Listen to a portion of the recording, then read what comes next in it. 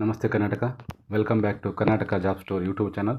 ನಾವೀಗ 2022ರ ಪದವೀಧರ ಪ್ರಾಥಮಿಕ ಶಾಲಾ ಶಿಕ್ಷಕರ ನೇಮಕಾತಿ ಅಡಿಯಲ್ಲಿ ನೇಮಕಾತಿ ಪ್ರಕ್ರಿಯೆಯನ್ನು ಪೂರ್ಣಗೊಂಡು ಯಾರೆಲ್ಲ ನವಂಬರ್ 2023ರಲ್ಲಿ ನೇಮಕಾತಿ ಆದೇಶನ ಪಡ್ಕೊಂಡಿದ್ದಾರೋ, ಇನ್ನೂ ಯಾರೆಲ್ಲ ಪಡ್ಕೊಂಡಿಲ್ವೋ ಆ ವಿಚಾರವಾಗಿ ಇಲ್ಲಿ ಶ್ರೀ ನಿರಾಣಿ ಹಣಮಂತ್ ರುದ್ರಪ್ಪ ಅನ್ನುವರು ಈ ಒಂದು ಪ್ರಶ್ನೆಯನ್ನು ಕೇಳಿದ್ದಾರೆ ಸದನದಲ್ಲಿ.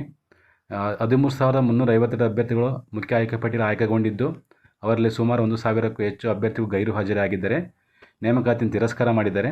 ಮುಂತಾದ ಕಾರಣಗಳಿಂದ ನೇಮಕಗೊಂಡ ಹುದ್ದೆಗಳಿಗೆ ವರದಿ ಮಾಡಿಕೊಳ್ಳದೇ ಇರುವಂತಹ ಹುದ್ದೆಗಳಿಗೆ ಉಳಿದಿರುವಂಥ ಹುದ್ದೆಗಳು ಗಮನಕ್ಕೆ ಬಂದಿದೆ ಅಂತ ಕೇಳಿದ್ದಾರೆ. ಸೊ ಈಗ ನಿಮಗೆ ಗೊತ್ತಿರುವಂತೆ ಈಗ ಯಾರೆಲ್ಲ ಗೈರು ಹಾಜರಿಯಾಗಿರ್ತಾರೆ, ನೇಮಕಾತಿ ತಿರಸ್ಕಾರ ಮಾಡಿರ್ತಾರೆ, ಇನ್ನು ಯಾವುದೇ ಕಾರಣಗಳಿಂದ ಬರದೇ ಇರ್ತಾರಲ್ವ, ಆ ಒಂದು ಹುದ್ದೆಗಳಿಗೆ ಎದುರಾಗಿ ಸರ್ಕಾರ ಏನು ಮಾಡ್ತಿತ್ತು ಅಂತಂದ್ರೆ ಈಗ 20% ಹೆಚ್ಚುವರಿ ಹುದ್ದೆಯನ್ನು ಬಿಡುಗಡೆ ಮಾಡಬೇಕಾಗ್ತಿತ್ತೆ.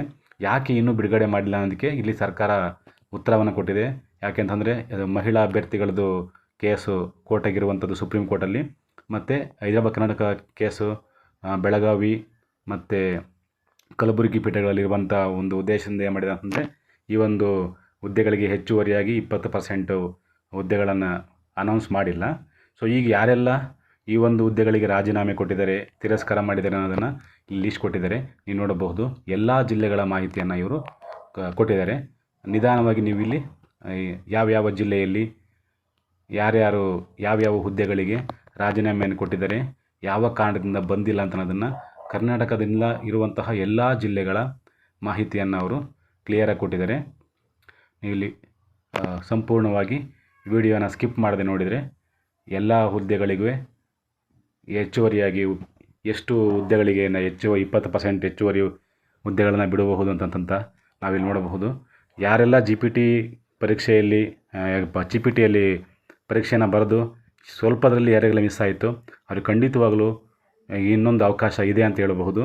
ಇದಕ್ಕೆ ಆದಷ್ಟು ಬೇಗ ಸರ್ಕಾರ ಸುಪ್ರೀಂ ಕೋರ್ಟ್ನಾಗಿರ್ತಕ್ಕಂತಹ ಒಂದು ಕೇಸನ್ನು ಇತ್ಯರ್ಥ ಮಾಡಬೇಕು. ನೆಕ್ಸ್ಟು HK ಕೇಸ್ ಇರುವಂಥದ್ದು ಯಾವುದು, ಕಲಬುರಗಿ ಬೆಳಗಾವಿ ಪೀಠದಾಗಿರುವಂತಹ ಕೆಲವು ಕೇಸ್ಗಳನ್ನು ಅದನ್ನೆಲ್ಲದನ್ನು ಸರ್ಕಾರ ಯಾವಾಗ ಸಂಪೂರ್ಣವಾಗಿ ಇತ್ಯರ್ಥ ಮಾಡುತ್ತೋ ಆಗ ಹೆಚ್ಚುವರಿಯಾಗಿ 20% ಹುದ್ದೆಗಳಿಗೆ ನೇಮಕಾತಿ ಪಟ್ಟಿಯನ್ನು ಅವರು ಅಂತಿಮವಾಗಿ ಬಿಡ್ತಾರೆ. ಇಲ್ಲ ಅಂತಂದರೆ ಅದು ಕಂಪ್ಲೀಟ್ ಆಗೋವರೆಗೂ ಇವರು ಹೆಚ್ಚುವರಿಯಾಗಿ 20% ಹುದ್ದೆಗಳಿಗೆ ಆಯ್ಕೆ ಪಟ್ಟಿಯನ್ನು ಬಿಡೋದಿಲ್ಲ ಅಂತ ಹೇಳ್ಬಿಟ್ಟು ಅವರು ಪ್ರಶ್ನೆಯಲ್ಲಿ ಉತ್ತರವನ್ನು ಕೊಟ್ಟಿದ್ದಾರೆ. ಸೊ ನೋಡಬಹುದು ನೀವು, ಪ್ರತಿಯೊಂದು ಜಿಲ್ಲೆಯಲ್ಲೂ ಕೂಡ ಸುಮಾರು ಅಭ್ಯರ್ಥಿಗಳು ನಾನಾ ಕಾರಣಗಳಿಂದ, ಕೆಲವರು ಅಸಿಸ್ಟೆಂಟ್ ಪ್ರೊಫೆಸರಿಗೆ ಆಯ್ಕೆಯಾದವರು, ಅಥವಾ ಇನ್ನು ಅಪಾಯಿಂಟ್ ಆದವರು, ಬೇರೆ ಬೇರೆ ಇಲಾಖೆಗಳಿಗೆ ಅಪಾಯಿಂಟ್ ಆದವರು, ಸ್ಯಾಲ್ರಿ ಕಡಿಮೆ ಅಂತ ಹೇಳ್ಬಿಟ್ಟು ಬರದೇ ಇರ್ತಕ್ಕಂಥವ್ರು, ಹೀಗೆ ಸುಮಾರು ಜನ ಈ ಒಂದು ಹುದ್ದೆಗಳನ್ನು ತಿರಸ್ಕಾರ ಮಾಡಿದ್ದಾರೆ. ಆ ಒಂದು ಅಭ್ಯರ್ಥಿಗಳ ಹೆಸರು, ರಿಜಿಸ್ಟರ್ ನಂಬರು ಮತ್ತು ಅವರ ಒಂದು ಯಾವ ಹುದ್ದೆಗೆ ಅಪ್ಲಿಕೇಶನ್ ಹಾಕಿದ್ರು, ಯಾವ ಜಿಲ್ಲೆಯಲ್ಲಿ ಅವರು ಪರೀಕ್ಷೆಯನ್ನು ಬರೆದಿದ್ರು ಅನ್ನೋದನ್ನು ಇಲ್ಲಿ ಪ್ರತಿಯೊಂದು ಮಾಹಿತಿಯನ್ನು ಸಂಪೂರ್ಣವಾಗಿ ಅವರಿಲ್ಲಿ ಕೊಟ್ಟಿದ್ದಾರೆ.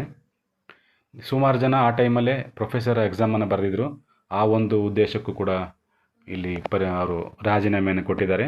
ಇನ್ನು ಕೆಲವರು ನಾನಾ ಕಾರಣಗಳಿಂದ ಮರಣ ಹೊಂದಿದ್ದಾರೆ, ಅದೆಲ್ಲದನ್ನು ಇಲ್ಲಿ ಕೊಟ್ಟಿದ್ದಾರೆ. ಬಹುಶಃ ಇಲ್ಲಿ ಎಷ್ಟು ವೇಕೆನ್ಸಿ ಇದ್ದಾವೋ ಅಷ್ಟು ವೇಕೆನ್ಸಿಗೆ ಮತ್ತೆ ಹೆಚ್ಚುವರಿ ಪಟ್ಟಿಯನ್ನು ಬಿಡ್ತಾರೆ. ಮತ್ತು ಇನ್ನು ಸುಮಾರು 20% ಅಂತಂದರೆ 15,000ದಲ್ಲಿ 20% ಹುದ್ದೆಗಳಂತಂದರೆ ನೀವು ಲೆಕ್ಕ ಹಾಕಬಹುದು ಎಷ್ಟು ಹುದ್ದೆಗಳಿಗೆ ಸರ್ಕಾರ ಮತ್ತೆ ಹೊಸದಾಗಿ ಹೆಚ್ಚುವರಿ ಪಟ್ಟಿಯನ್ನು ಬಿಡಬಹುದು ಎಂಬುದನ್ನು ನೀವು ಹಾಗೆಯೇ ಗೆಸ್ ಮಾಡಬಹುದಾಯ್ತು. ಒಟ್ಟು ಎಲ್ಲದಕ್ಕೂ ಒಂದು ಅಂತಿಮವಾಗಿ ಅಂತಿಮವಾಗಿ ಸರ್ಕಾರ ಮತ್ತು ಕೋರ್ಟು ಈ ಒಂದು ನಡುವೆ ಕ್ಲಿಯರ್ ಆದರೆ ಎಲ್ಲ ನೇಮಕಾತಿಗೂ ಒಂದು ಅಂತಿಮವಾಗಿ ಸಿಗುತ್ತಿತ್ತು ಅಂತ ಹೇಳ್ಬೋದು. ನಾವಿಲ್ಲಿ ಯಾರೆಲ್ಲ ಆಸೆಯನ್ನು ಕಳ್ಕೊಂಡಿದ್ರೋ ಅವರು ಖಂಡಿತವಾಗಲೂ ಈ ಒಂದು ನೋಡಿಬಿಟ್ಟು ನೀವು ಖಂಡಿತವಾಗಲೂ ಒಂದು ಒಳ್ಳೆ ಹೋಪ್ ಇಟ್ಕೋಬೋದು. ಯಾಕೆಂತಂದರೆ ಆದಷ್ಟು ಬೇಗ ಸರ್ಕಾರ ಈ ಒಂದು ಕೋರ್ಟ್ ಕೇಸನ್ನು ಇತ್ಯರ್ಥ ಮಾಡಿದರೆ ಎಷ್ಟೋ ಅಭ್ಯರ್ಥಿಗಳಿಗೆ ಈ ಒಂದು ಉದ್ಯೋಗದಿಂದ ಒಂದು ನೆಮ್ಮದಿ ಸಿಗಬಹುದು ಅಂತ ಹೇಳಬಹುದು. ನೋಡಿ, ಇಲ್ಲಿ ಎಲ್ಲ ಜಿಲ್ಲೆಗಳ ಮಾಹಿತಿಯನ್ನು ಕೊಟ್ಟಿದ್ದಾರೆ. ವಿಡಿಯೋನ ಸ್ಕಿಪ್ ಮಾಡ್ದಂಗೆ ಪೂರ್ತಿ ಕೊನೆಯವರೆಗೂ ನೋಡಿ ಅಂತ ಕೇಳ್ತಾ ಇದ್ದೀನಿ.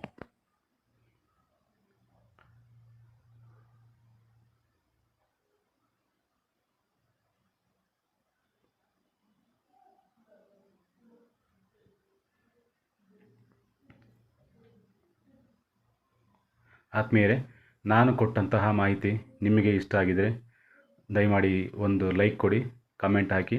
ಹಾಗೆ ನನಗೆ ಇನ್ನೊಂದು ವಿಡಿಯೋನ ಮಾಡಲಿಕ್ಕೆ ಪ್ರೇರೇಪಣೆಯಾಗಿ ನಿಮ್ಮ ಒಂದು ಸಹಾಯ ಹಸ್ತವಾಗಿ ಒಂದು ಸಬ್ಸ್ಕ್ರೈಬ್ ಆಗಿ ಅಂತ ತಮ್ಮಲ್ಲಿ ಕೇಳ್ತಾ ಇದ್ದೀನಿ.